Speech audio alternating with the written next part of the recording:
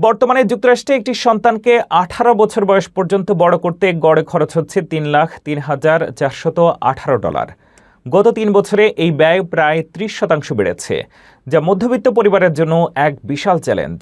Landing ট্রি-এর সাম্প্রতিক গবেষণায় দেখা গেছে, একজন সন্তানের পেছনে বার্ষিক গড় খরচ প্রায় $16,857। তবে প্রথম 5 বছর এই ব্যয়ের মাত্রা সবচেয়ে বেশি, বছরে প্রায় $29,325। এর প্রধান কারণ হলো আকাশচুম্বী ডে কেয়ার বা শিশু যত্ন কেন্দ্রের খরচ। উদাহরণস্বরূপ, নিউ ইয়র্কে 1 বছরের ডে কেয়ার খরচ $20,000 ছাড়িয়ে যাচ্ছে। ভৌগোলিক দিক থেকে খরচের ব্যাপক তারতম্য রয়েছে। হাওয়াই দ্বীপে এই খরচ সবচেয়ে বেশি, প্রায় $4,12,000। অন্যদিকে নিউ হ্যাম্পশায়ারে এটি প্রায় $2,00,000 কাছাকাছি। খাবার, পোশাক এবং যাতায়াত খরচ বাড়ার ফলে অনেক পরিবার এখন ডাইনিং আউট কমিয়ে দিচ্ছে বা ব্যবহৃত জিনিস কেনাকাটায় ঝুঁকছে। বিশেষজ্ঞরা বলছেন, এই আর্থিক চাপের কারণেই দেশটিতে জন্মহার রেকর্ড স্তরে নেমে এসেছে।